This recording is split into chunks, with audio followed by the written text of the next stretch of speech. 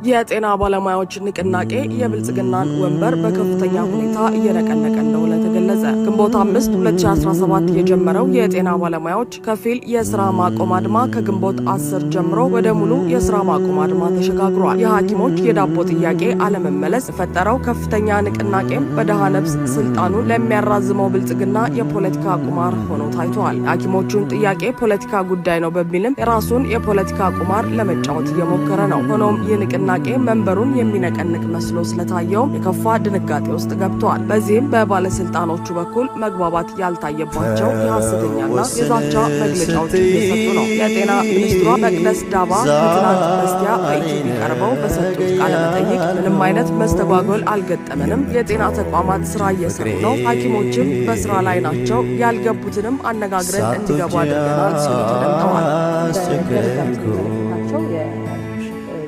ለዓመታት ልረዳ ሊገባኝ አልቻለ አትጂ ውዴ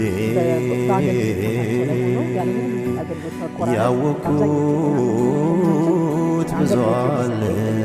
የመቅደስ ዳባ ምክትል የሆነው የጤና ሚኒስትር